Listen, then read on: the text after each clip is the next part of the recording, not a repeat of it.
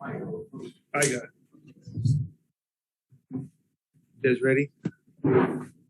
Before we start, I just want to thank everyone in the organization, the coaches, players, ownership, all our employees. We have 500 full-time and 1,800 part-time employees. And they don't probably get enough recognition for their role in this whole thing, but winning a championship is obviously hard and it takes a whole organization. So just want to thank everyone that helped pull their weight, and it worked out for us. So it's good.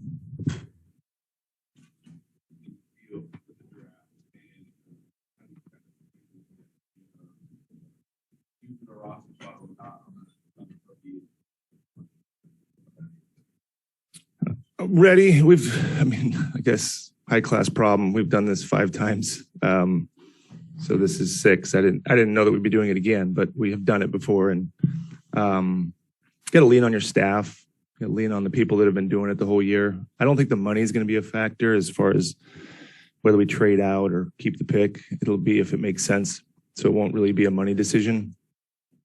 We've got like 15, 20 people up on the 9th floor right now watching film and getting the draft order and getting our board aligned. So we'll be ready. It's like I said, we've been in this position before. But you get a guy like Poole, it shows you how valuable it is to get it right. We don't get it right every time. We've had some guys that haven't worked out. So yeah. And then free agency is like 10 minutes after that. So is there any concern as far as, do you want to preserve a roster spot potentially for a vet over a rookie? We have a lot of free agents, and so we probably will have roster spots. I mean, we'll see what a lot of those guys end up doing, whether they come back or leave. But, we feel like if we get a guy, it depends on who we draft. That's the advantage of, I guess, having the draft before free agency to see what our needs might be, who we take, how ready that person is or not. But like last year, we always thought we could fill some of the experience gap in free agency. It's easier to get older guys in free agency, and there's more available than youth. So if we end up drafting and keeping it, we'll look to free agency again to kind of fill that experience void. Bob, how much are you looking to next season being about Wiseman, Kuminga, and Moody, getting some minutes, maybe not full rotation minutes or maybe even rotation minutes? Are you looking for that to happen next season? If they earn it, Tim. I mean, Steve did a good job. It wasn't easy to try to kind of assimilate those players, whether it was Wiseman the first year trying to fit him in, Kuminga, Moody. It's not a perfect thing to do with a team that's trying to win a championship, but I thought he did a really good job of finding moments for them. This offseason will be big for all 3 of those guys, just like it was for Poole heading into his 3rd year. And all those guys I think are going to play in Summer League, the ones you mentioned, those 3. Hopefully be ready for training camp. And Steve will get a longer look, certainly at James. If those guys earn it and they can help us win, I think Steve will play them. There'll be games where I think Steve doesn't play some of the vets as much like he did last year. There were certain back-to-backs where guys didn't play. Those will be good games for the young guys. The season's so long, and especially coming off 103 games for our team, I think there'll be times where the young guys might get more of an opportunity. And but there's no kind of mandate or thought from the front office to Steve, you have to do this. Sure, we'd like it, but if there's guys that are playing better, he'll play those guys. Bob, speaking of those guys, how much is what they just experienced for the last 3 months kind of jumpstart them? And how much do you think they've matured, whether they got much playing time or obviously none in James's case, but just being a part of this experience, what do you think that does for them in any tangible way in terms of their experience for next year? Well, there's the on-court experience, which it seems like a long time ago, but Moody played in pretty meaningful minutes. Kuminga started some games. So that's valuable to play in the playoffs as a 19-year-old. And then there's the time in the finals where they didn't play, but by being around it, I saw both of them after we won it and after the parade, and they were kind of in shock as how much fun it was. And I think when a player experiences it for the first time, the natural response is, I want to do this again. But for a 19-year-old, I'm not sure they can understand how hard it is to do. It's not something you can tell them because they just won a championship in their first year. A guy like Otto Porter or Bielitsa that have been around can maybe appreciate how hard it is more because they've been in the league a long time. But the experience is invaluable. It really is, just to see how hard it is, how long it is, what it takes, the focus. But it'll be up to them as to how that resonates. It's different for everybody. The good news is they got to see it and experience it. So the hope would be when they're back, if they're back, that they have a sense of what it takes. And I think they will. And it's not just being there. It's also watching these group of veterans that have done it a few times already and how they kind of move through it. So that's the advantage of having kind of the stewardship of those three guys that have done it now 4 times. A lot of the that was really odd. A lot of the free agents that we talked to a few days ago, Kevon, Gary Payton, they all made it clear that they would like to stay here if possible. And a lot of them talked about just the culture here, the family aspect, how well this organization treats them. Can you use that as maybe like leverage in negotiations? And how much do you value some of those players and like wanting to bring them back to run it back, I guess? Well, I think we'll win it. I think that language is great to hear. Maybe it means we win a tie, but if we're not close, players usually go what's best for them, which we have no issue with. We'll try on all those guys. All these guys were great. Free agency, unrestricted especially, is not something, it is in our control to a certain extent, but in some ways it's not. When I was an agent, I felt like I probably had more control than a team because I had more information. I knew what the market was. I don't know what the market is for a lot of these guys, nor will I. Sometimes you find out with a Woj tweet that a guy's gone. So thankfully, I hope that our players will give us a chance to respond to an offer. They don't have to. They don't owe it to us, but that's what you get if you win and you create a good environment. You might get a chance to match something, although they don't owe it to us. And we'll have to react. But sometimes the money doesn't line up for us or them, and then you move on. But our goal, our hope is to bring all those guys back and try to do it again. They were all great in different ways and all filled different needs for us and all played. A lot of our free agents had big moments in the NBA Finals, which means they're pretty important.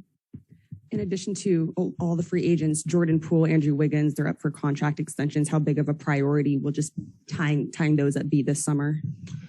Big priority. I think we'll get through tomorrow, and then, those guys are not unrestricted free agents, so we don't need to do that on July 1st, 2nd, 3rd, 4th. In my experience, those things happen more towards October when there's a deadline.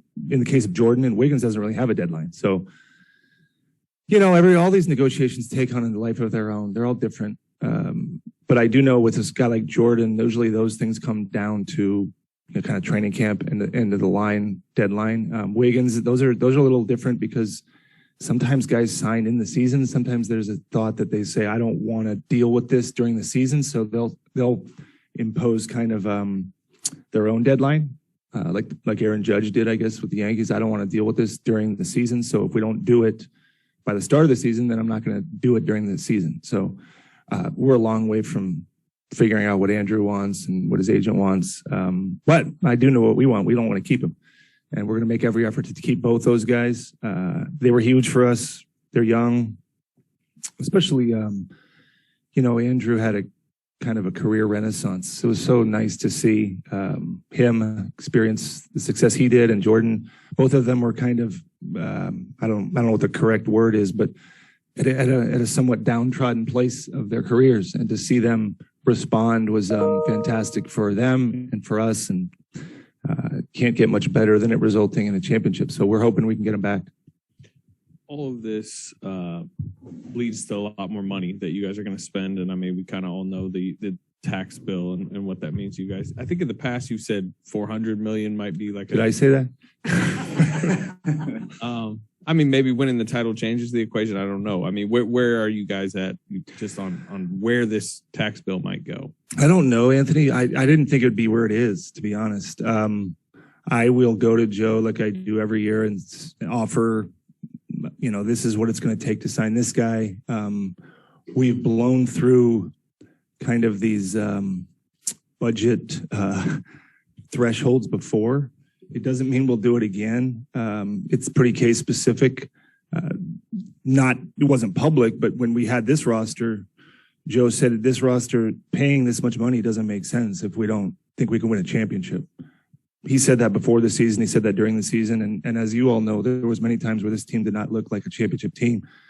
But the pressure I felt, I guess, in their front office was kind of like, if we spend this much money and lose in the first round, that would be pretty catastrophic. Fans don't have to care about that part too much. But the only way paying that much money made sense was to think that we could make it this far. And again, there's so many things that go into winning a championship. So the same idea would have to take place and take root for next season. If we felt like it could be a championship team, then you do, kind of go all in with all your chips. If we didn't, we'd probably hold back. But the payroll is already, as you know, highest in the league. It's pretty, second place isn't that close. That'll change over time, but Joe's always wanted to win. But last year we didn't spend the tax pyramid level and ended up signing some minimums. It worked out. So it's just dependent on if we think we can get value in free agency for some of these guys. We're not just going to spend to spend. We didn't do that last year. People may think we do that, but a lot of our players have been here and have been paid. We have the larger money contracts. I think there's only 5 of them, 4 of them, I suppose now, that aren't rookie scale. So we don't have a ton of players. It's all in the group of 4 for the most part. So we'll look and see what we can do, and I'll ask Joe what he would authorize. But there is a limit. It's not like limitless. I would like it to be limitless, but trust me, it's not. You got to have some constraints on a salary. I know you said there's a bunch of staffers upstairs watching film on prospects as we speak, but if the team does decide to hold on to that 28th pick tomorrow night, is there a specific position you guys are kind of zeroing in on, or what's kind of the feel with that? Yeah, I don't know. I think we'll go best player is usually what we fall back on. But it's, I think the league is pretty wing heavy, and we've seen that position have a lot of value, but we haven't narrowed it down. If a point guard or a big makes the most sense, we'll do that. It's probably going to be that's the thought as we approach it. That's the, I guess, disadvantage of having the draft before free agency. We don't know, so that lends itself to saying, let's take the best player. If we find that we're unbalanced at a position, then let's try to recover in free agency. Sometimes you can, sometimes you can't. We've had rosters in the past where we had 6 centers, and this time, I guess there was a lot of narrative that we didn't have any or 2. Thankfully, we stayed healthy. But, these are all things we try our best to accomplish. But I think in the draft, we usually land on best player available. The last time James talked, he said that there was a 90% chance that he would play in Summer League. Is that number maybe at 91% or higher? And what are your expectations for maybe Kuminga and Moody possibly playing in Summer League as well? It's not lower than 90. I don't know if 1, 2, 3. But he's working out and no setbacks. He worked out yesterday. I think he'll work out today. Which summer league he plays in, I don't know if it'll be the one here or in Vegas. He'll scrimmage with our guys. He's going to start doing live stuff. So all indications are good. Kuminga and Moody are planning to play as well. And so I don't foresee that changing. It'll just depend on how many games, which one they play in, but they're all planning on playing, which we think is great. We think they should. It's going to be a long stretch from the guys that show up here for the Cal Classic, and I don't know that all those guys will play all the way through, but I think of those 3, you're going to see all of them at one time or another in the summer league. Hey, Bob Kylan with Cron 4 News.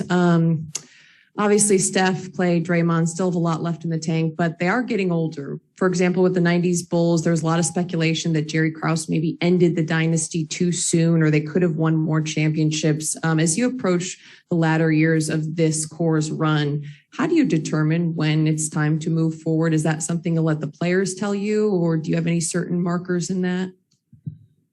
Well, they're looking in pretty good shape now because they just won. You know, I don't know. I don't have the numbers to back it up, but players certainly seem to be playing longer into their careers. Why is that? You could point to a lot of different reasons why: better training, nutrition, sports science. You know, and those guys, it'll be interesting to see like a guy like Clay who missed 2 years. Does that add 2 years to his career? Steve Kerr would tell you that Michael Jordan taking those couple years off and playing baseball energized him as his career went on. But everybody's different. Curry didn't, I would argue, not because you just asked, but this is the best he's ever looked. So until something changes, and it doesn't seem like it is yet, we would let these guys try to win for as long as they can. I guess maybe that's where the youth makes some sense, is to kind of offload some of their bigger minutes. But the league is so shifting. But they've been great, and you know, with those three in a playoff series, they've been really hard to beat. So hopefully we can keep it going. Bob, I've heard a lot of personnel people say that obviously at the top of the draft you're looking for stars in the lottery. As you get to the late first round and into the second, though, you seem to hear that you're looking for a guy that has at least one identifiable skill. And I'm just wondering. The one skill philosophy, is that something that you adhere to, or is that something that, you know, do you just go, nope, best player? Well, you know, you'd like to be able to identify maybe one, maybe two things that you think translate to the NBA level. If you can't find one, that's usually not great. Sometimes it's athleticism, so it's not I guess you could call that a skill. Sometimes it's size, sometimes it's shooting, sometimes it's passing. As you mentioned, as you go further down in the draft, it may just be one thing. When you're drafting high up, you'd like it to be 4 or 5 things. But if we can get a guy at 28 that is great at one thing, yeah, then you've got something. With Jordan, when we drafted there, it was kind of like we liked the ability to maybe create a shot, which is kind of one thing, but it encompasses other things. We liked his passing a little bit. With Looney, ironically, we didn't draft him to be a 5. I mean, we loved his rebounding, but we envisioned him more as like a 4. Some people called him a 3, and he morphed into a 5. Even Draymond, I guess you could argue what was his one skill, and I might say winning.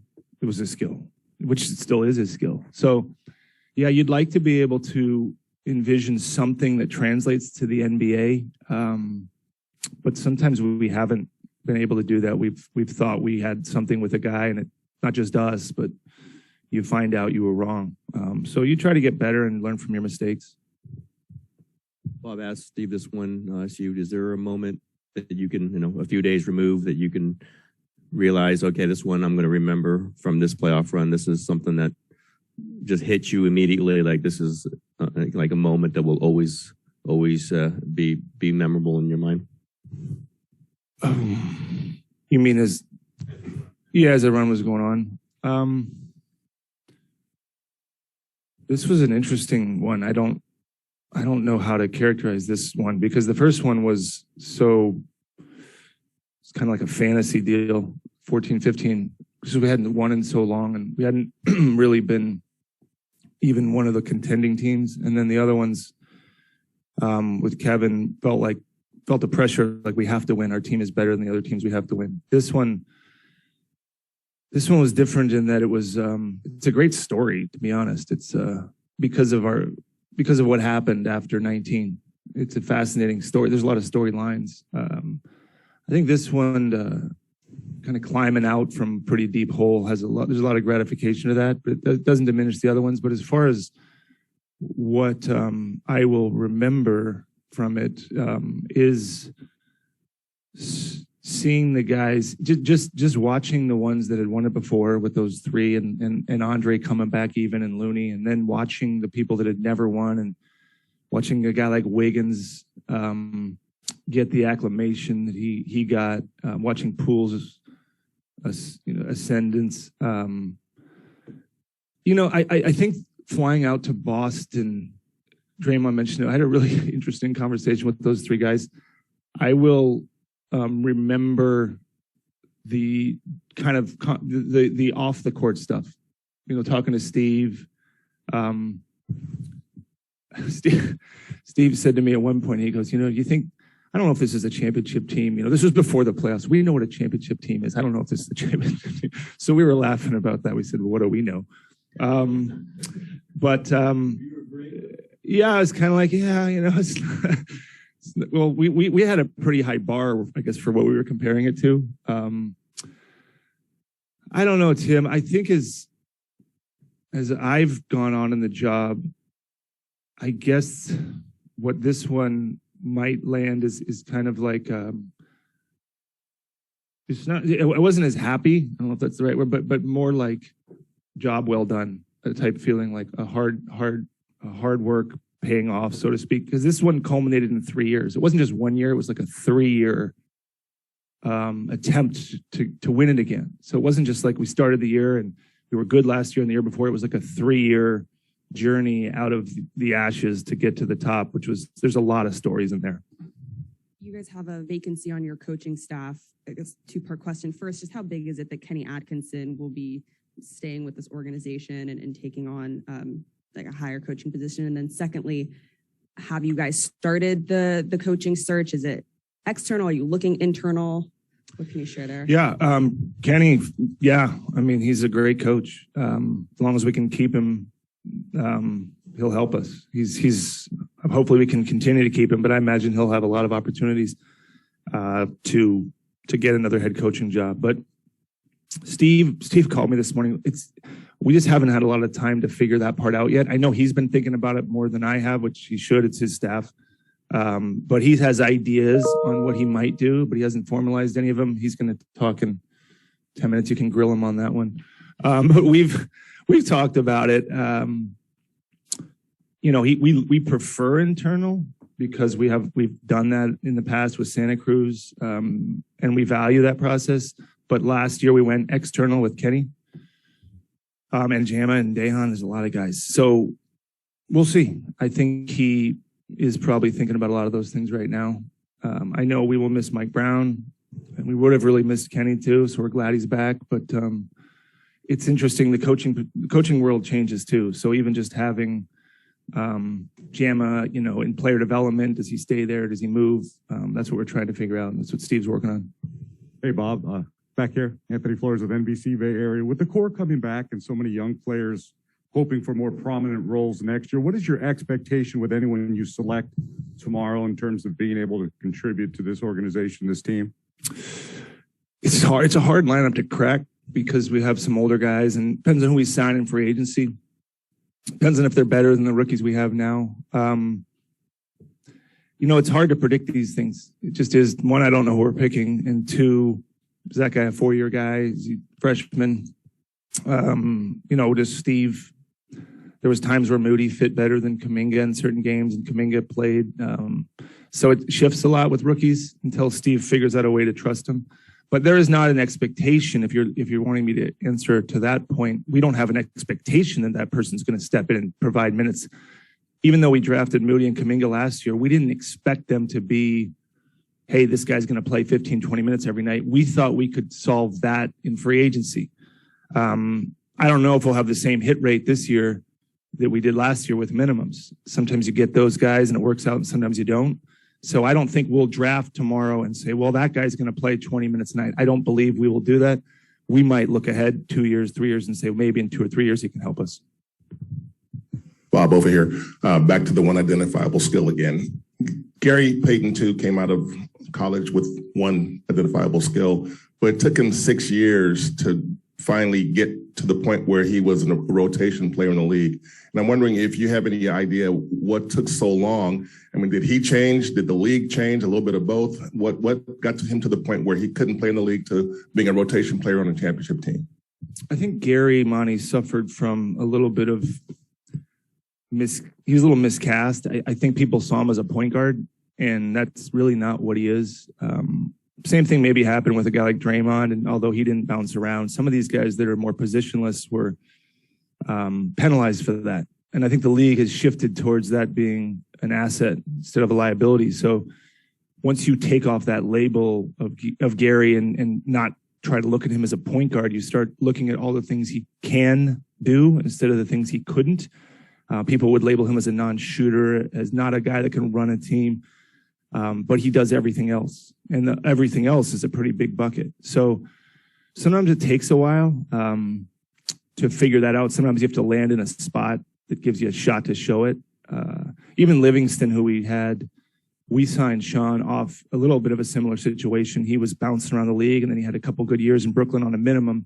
And we were the first team that signed him to a multi-year deal. I still don't exactly know what position Sean played for us. He did play some backup point guard, but he was in the game with Steph quite a bit, just like Gary was. If Gary was only a point guard, then with Steph playing 35, 36 minutes, Gary could only then play, 12, 14. That's not the case because Gary can play with Steph. The shooting of Steph, Clay, and the way Wiggins, Poole, Porter, a lot of these guys that can shoot allows for a guy like Gary to be on the floor. And he benefits them. They benefit him. He's a great finisher around the paint. Obviously, you talked about the defense. So sometimes it's just a circuitous path to success. It's not a linear thing. And Gary's a really good example of that, of somebody kind of stayed the course and ultimately got rewarded and was giving us big minutes in the finals. Bob over here. Yeah, you mentioned you're happy to have Kenny back. What did he bring to the coaching staff that maybe you didn't have in the past that's unique? Just a different way of looking at things. I mean, we had a pretty homogenous group, and they stayed together for quite some time. And new voices, someone that's been in multiple organizations. I mean, I've only ever worked here, so has Steve. The people we brought in have worked in other places. That's really valuable for people like us who have just seen what this looks like. So to bring in outside voices, whether it was Mike Brown, Kenny, Dejan, who coached in Europe, Jama, who comes from the Raptors. I mean, you can pick their brain on what they learned from other organizations, and we don't do everything perfectly. So it's always nice to find someone like Kenny, who was a head coach, but coached in many other places underneath some good coaches and approaches things differently. And I think we realized when we hired him last year, we needed some new voices, and Kenny is not reticent, so he will say what's on his mind, and we value that. Very analytics driven, which we have shifted more towards, but weren't always super weighted in that area. So he checks a lot of boxes in areas that we were kind of deficient or unaware of, and that's why we value him so much. Bob, it seems like you were in this exact position 4 years ago, coming off a title, 28th pick. How did that shape your front office? How does that prepare you for, doing this again this year? Well, I think this is a little better because we weren't losing one of our best players, and the other guy didn't tear his ACL, and we feel a little bit better going into this next season than 19, which was just a tough one to walk out of. With all the things that happened, obviously we lost in that finals. But yeah, I mean, it's every year is different. This year, the challenge is going to be retaining the free agents. Talking about 18? 18. Okay, so 18, I got to remember what we were doing. I know we just won. We had a good team going into 19. Obviously, our core was under contract. I got to remember who our free agents were. I think at that point, the challenge after that year was how do everybody needed, that was 4 years in a row of going to the finals. And I think we were all, even though we won, there was a fatigue to it. But everybody, when I've asked people how they felt about that, everybody has a different answer as far as how they were feeling. I mean, back-to-back championships is awesome. Some of us had won in 14-15, lost in 15-16, won 2. And so just processing all that. But I felt good about the team going to 19. I think that was a really good team. It just didn't work out. And I got to remember who came off that team. At that point, I think we were just signing minimums. I think we lost David West. I don't know if I forget who, Zaza maybe. And McCaw. But it wasn't mean, I think these players off this team now that are free agents are going to command maybe more interest than some of those guys did. So this is going to be tough for free agency, in my opinion. This is going to be, we're going to have to really work to retain some of these guys that gave us great minutes. Are you better positioned now to bring on rookies than say you were when it was Jacob Evans? Yeah, staffing wise, I think so. Yeah, we're better. If the question is player development, structure, organization, yeah, we're better. We're utilizing the G League better. We've got guys like Mutaba who are working with the young guys. Having to build out an infrastructure to work with 19-year-olds is something that we just assumed would happen before, 19, 20-year-olds, but we do a much better job now of surrounding some of these players with help, with guidance that we should have done a better job of back then. And coaching, obviously, has gotten a lot better as far as how we integrate those guys. All right, just one time for one on Zoom. Mark Medina, please go ahead. Hey, Bob, good to see you. I was wondering, what's your gauge on what Andre's interest level is in prolonging his playing career? I don't know. I hear both. I hear he wants to play. I hear he doesn't want to play. I don't know if he knows, Mark. He was really good, and I know it's been written and said, but his value off the floor was pretty powerful. Not many people can command the respect of the other three guys that have won at the level they have, and Andre is one of the few people in the world that, maybe Sean Livingston as well, that they would look up to or even look evenly at. But I don't know, Mark, if Andre's done. He certainly didn't do the kind of Harley Davidson last year, I'm retiring after this year thing. He's got a lot going on outside of basketball, but I think he enjoyed the year. He's seen everything now. So whatever he decides, I will trust that it'll have been thought out, but I don't know the answer to that.